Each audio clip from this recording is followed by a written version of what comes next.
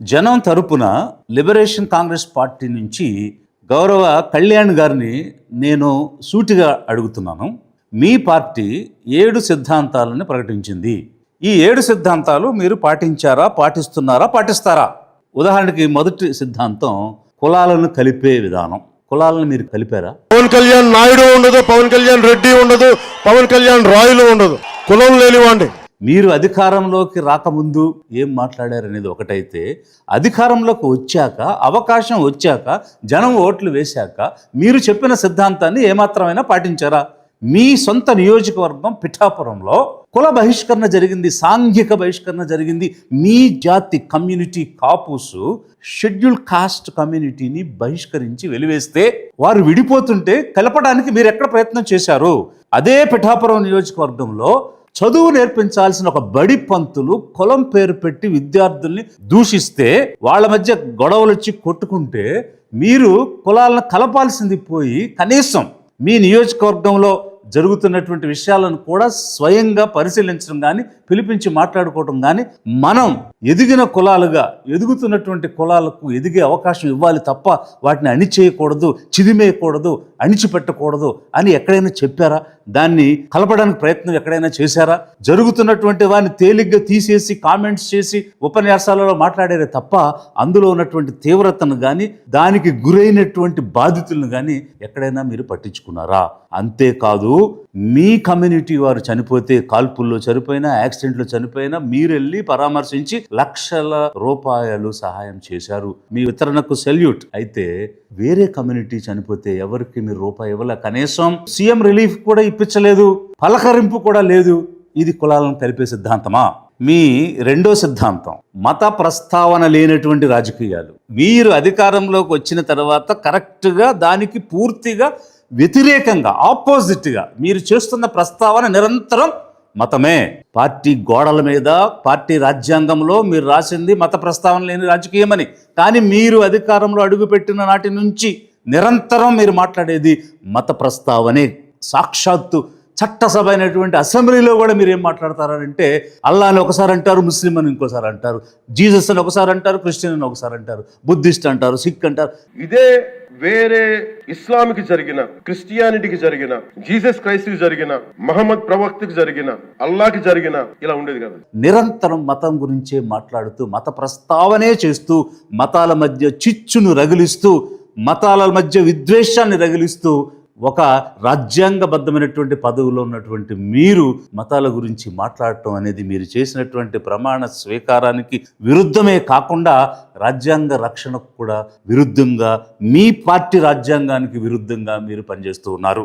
ఎలాంటి ఆధారాలు లేకుండా తిరుపతి దైవ ప్రసాదంలో జంతు కొవ్వు, గొడ్డు కొవ్వు కలిసింది, పంది కొవ్వు కలిసింది, చేప నూనె కలిసిందని గట్టిగా అరిచి మీరు అన్అపాలజెటిక్ అని డిక్లేర్ చేసుకున్నారు. కొంతకాలంగా కల్తీ నెయ్యతోటి, జంతువు కొవ్వుతోటి కలిపిన ప్రసాదాలు ఏడుకొండల వాడికి నైవేద్యంగా పెడతారు. ఆమేన్.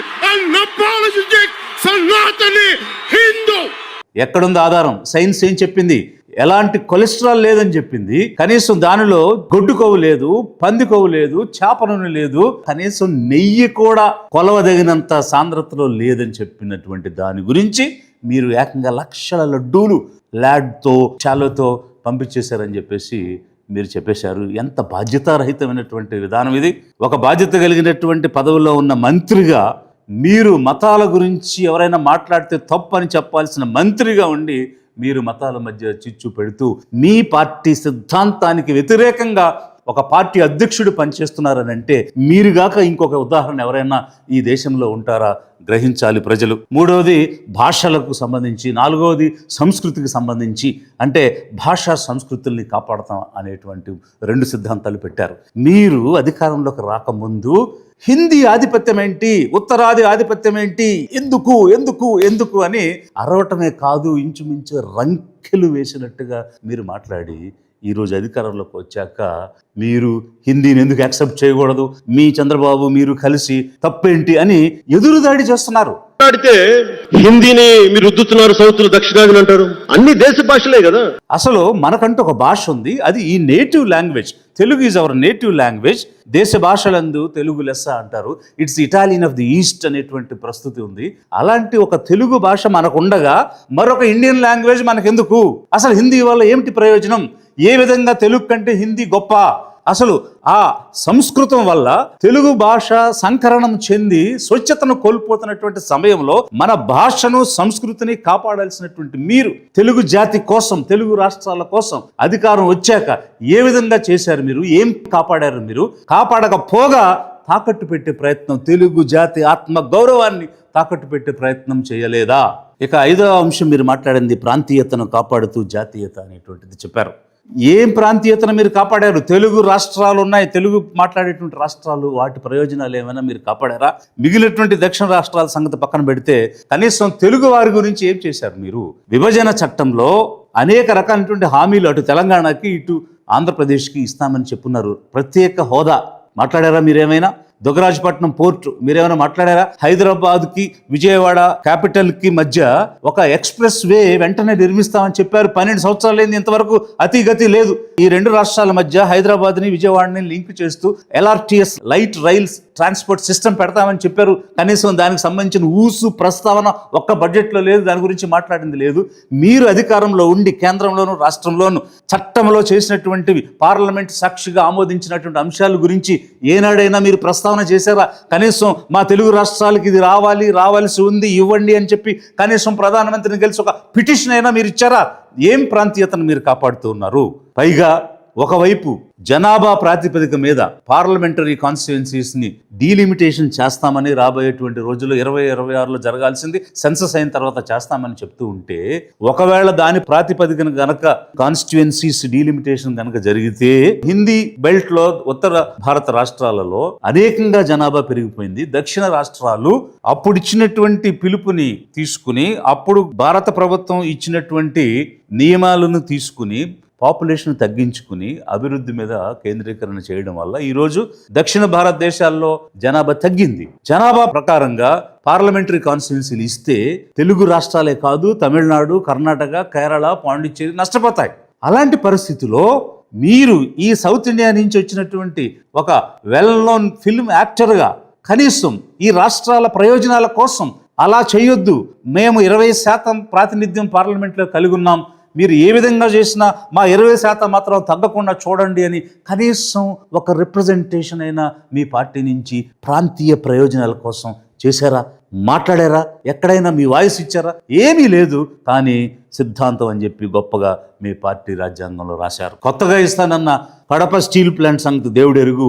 ఉన్న విశాఖపట్నం స్టీల్ ప్లాంట్ని ప్రైవేటైజ్ చేస్తూ ఉంటే అక్కడకు వెళ్ళి అనేక ఉద్యమాలు చేసి అరిచి గీపెట్టి మాట్లాడి ఈరోజు విశాఖ స్టీల్ ప్లాంట్ కాపాడతాం, ప్రైవేటీకరణ జరగనివ్వం అన్న హామీని కూడా మీరు కేంద్ర ప్రభుత్వం నుంచి తేలేకపోయారు. ఇదా ప్రాంతీయ ప్రయోజనాలు కాపాడుతామని పార్టీలో సిద్ధాంతంగా రాసుకోవడానికి అర్థం?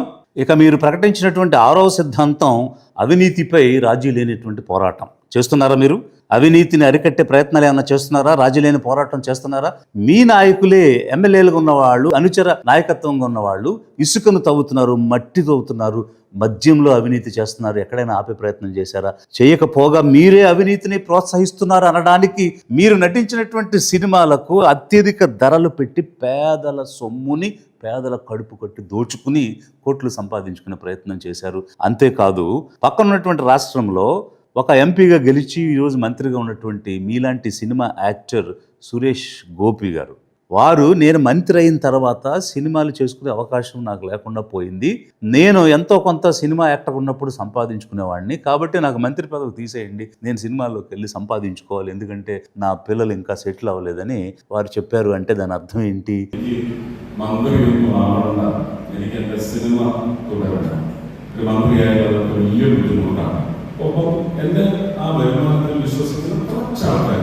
అంటే మినిస్టర్గా ఉన్నటువంటి వ్యక్తి ఇలా సినిమాలకు వెళ్ళి వేరే రకమైనటువంటి సంపాదన చేయడం అనేటువంటిది ఒక కంపెనీలో డైరెక్టర్గా కానీ లేదా వేరే జీతాలు కానీ ప్రాఫిట్ ఆఫ్ ఆఫీస్ కానీ చేయకూడదని మనకున్నటువంటి రూల్స్ రెగ్యులేషన్స్ చెప్తున్న సందర్భంలో నేను చేయలేను కాబట్టి పదవిని వదిలేస్తానని వారు చెప్తుంటే మీరు మంత్రిగా ఉంటూ సినిమాలు చేస్తూ అవినీతిని ప్రోత్సహించడం కాదా? లిబరేషన్ కాంగ్రెస్ పార్టీ నుంచి నేనే స్వయంగా రాష్ట్ర ప్రభుత్వాన్ని క్వశ్చన్ చేశాను, సమాధానం చెప్పకపోతే హైకోర్టులో రిట్ వేశాము. అది జడ్జిమెంట్ ఇంకా రిజర్వ్ అయి ఉంది. ఇక్కడ ఒక మంత్రిగా ఉన్నటువంటి వ్యక్తి నైతిక విలువలు పాటిస్తూ ప్రమాణ స్వీకారానికి కట్టుబడి ఉండి వేరే ఆదాయం వచ్చే కార్యక్రమాలు చేయకూడదు అనేటువంటిది మనకున్నటువంటి నియమ నిబంధనలు. కానీ వాటిని ఉల్లంఘించి మీరే అవినీతి కార్యక్రమాలకు పాల్పడే విధంగా మీ సినిమాలకే టికెట్లు పెంచుకుంటూ మీ అధికారాన్ని దుర్వినియోగం చేస్తూ ఉంటే ఇక అవినీతిపై రాజీలేని పోరాటం జనసేన చేస్తుందని ఏ విధంగా జనం అనుకోవాలి? మీ 7వ సిద్ధాంతం పర్యావరణ పరిరక్షణ. కోఇన్సిడెంటలీ మీకు ఇష్టమై తీసుకున్నారో మరేమో, మీరే పర్యావరణ శాఖ మంత్రి కూడా. అయితే పర్యావరణ శాఖ మంత్రిగా మీకు పర్యావరణాన్ని పరిరక్షించి ఒక బృహత్తరమైన అవకాశం వచ్చింది, ఒక గోల్డెన్ ఆపర్చునిటీ వచ్చింది. మీరు ఏ విధంగా పర్యావరణాన్ని పరిరక్షణ చేస్తూ ఉన్నారు? మట్టితో వేస్తున్నారు, చెరువుల్లో ఇసుక తీసేస్తున్నారు, నదుల్లో నీరు అంటగించిపోతూ ఉన్నాయి. నీరు దొరకనటువంటి పరిస్థితి వస్తే పర్యావరణం పరిరక్షించాలి, నీరు అందుబాటులో ఉండాలి. కాబట్టి విచ్చలవిడి తవ్వకాలు ఆపండి అని మీరు ఎక్కడైనా ఆపారా? కాలుష్యం వల్ల యాక్సిడెంట్స్ జరిగి జనం చచ్చిపోతూ ఉన్నారు పొల్యూషన్ వల్ల. మరి అలాంటి పొల్యూషన్ని ఆపడానికి ఒక ప్రోటోకాల్ పెట్టి మళ్ళీ యాక్సిడెంట్ జరగకుండా మీరు ఏమైనా ప్రయత్నం చేశారా? మీరు వచ్చిన తర్వాత 2 సార్లు యాక్సిడెంట్ జరిగి జనం చచ్చిపోయారు. ఇదంతా ఒక ఎత్తు అయితే, అభివృద్ధి పేరుతో 2 పంటలు పండేటువంటి భూముల్ని ఇండోసోల్ అని, సోలార్ ప్యానల్స్ అని భూములు లాకేసుకుంటూ ఉంటే రైతు ప్రయోజనాల కోసం, పర్యావరణం కోసం మీరు వ్యవసాయానికి యోగ్యం కాని భూములు తీసుకుని పరిశ్రమలు పెట్టి అభివృద్ధి చేయండి, అంతేగాని పర్యావరణాన్ని పాడు చేస్తూ పంటలు పండే భూములు తీసుకోవద్దని ఎక్కడైనా మీరు మాట్లాడారా? రైతుల తరపున కానీ ఎన్విరాన్మెంట్ తరపున కానీ మీరు ఎక్కడైనా మాట్లాడినట్టు దాఖలాలే లేవు. మీరు మంత్రిగా ఉండి కనీసం అడవుల్ని పెంచే కార్యక్రమంలో భాగంగా ఎఫారెస్టేషన్, రీఫారెస్టేషన్ అనేటువంటి కార్యక్రమాలు ఏమైనా చేశారా అంటే అవి కూడా ఎక్కడ కనిపించడం లేదు. మీరు చెప్పిన ఈ 7 సిద్ధాంతాలు చూస్తుంటే సిద్ధాంతాలకు అచ్చంగా వ్యతిరేకంగా పనిచేసే పార్టీ జనసేన పార్టీ అని అనడంలో ఏమైనా అతిశయోక్తి ఉన్నదా అని జనాన్ని ఆలోచించమని నేను కోరుతూ ఉన్నాను. సినిమా స్క్రిప్టుల్లాగా సిద్ధాంతాలు మార్చేశారు, సినిమా డైలాగుల్లాగా హామీలు ఇచ్చేశారు. సినిమాలో డైలాగ్ చెప్పినట్ట హామీలు ఇవ్వడం అంటే మీరు ఇచ్చినటువంటి హామీలు. ప్రీతి సుగాలి కేసు ఏమైంది? గవర్నమెంట్ ఫామ్ అవగానే ఫస్ట్ కేసు సుగాలి ప్రీతితో తీసుకుంటాం. ఆ కేసుకి ఇంతవరకు ఎందుకు న్యాయం జరగలేదు? 30,000 మంది మహిళలు అదృశ్యం అయిపోయారు, హ్యూమన్ ట్రాఫికింగ్ జరిగిందంటే మరి ఆ 30,000 మంది మహిళల్ని ఎందుకు తిరిగి రాష్ట్రానికి తీసుకురాలేదు? ఆడబిడ్డలపై అత్యాచారాలు జరుగుతున్నాయి. ఏడుగురాలపల్లిలోను, అనంతపురంలోను, ఇట్లా అనేక చోట్ల మీ నాయకులే కమ్యూనిటీ బేస్డ్గా ప్రొఫెసర్స్ మీద దాడి చేస్తున్నారు. అలాగే అనేక సందర్భాల్లో అత్యాచారాలు జరుగుతూ ఉన్నాయి. వాటన్నిటినీ అరికట్టిన పరిస్థితి లేదు. తల తీసే చట్టం తెస్తాము మహిళల వైపు చూస్తే అని చెప్పారు, ఆ చట్టం లేదు. మీరిచ్చినటువంటి హామీలు ఏది నెరవేరింది? ఆడబిడ్డ నిధి వచ్చిందా? నిరుద్యోగ భృతి వచ్చిందా? యువతకు లక్షల కొలది నిధులతో లోన్లు ఇప్పిస్తామని చెప్పారు, ఇచ్చారా? జాబ్ క్యాలెండర్లు ఇచ్చి ఉద్యోగాలు ఇస్తామని చెప్పారు, ఇచ్చారా? ఏ హామీలు నెరవేర్చకపోగా ఎన్నికల ముందు పదే డైలాగ్స్ లాగా హామీలు చెప్పేశారు. కానీ అధికారం వచ్చాక హామీ నెరవేర్చడంలో మీరు కనిపించటం లేదు, నిలదీయడం లేదు, ప్రశ్నించటం లేదు. అదేనా జనసేన పార్టీ?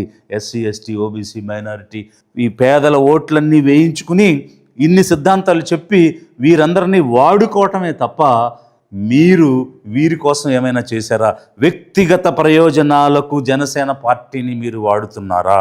కేవలం ఎన్నికలు అవగానే చంద్రబాబు నాయుడే 15 సంవత్సరాలు ఉంటారని అంటే స్వజాతి, సొంత కమ్యూనిటీ కాపుల్ని డిసప్పాయింట్ చేయటమే కాకుండా మీకోసం నిలబడినటువంటి ఎస్సీ, ఎస్టీ, ఓబీసీ జెండాలు మోసినటువంటి కార్యకర్తలందరినీ కూడా అసంతృప్తికి గురి చేసి ఎవరి ప్రయోజనాల కోసం ఈ పార్టీ నడుస్తుంది?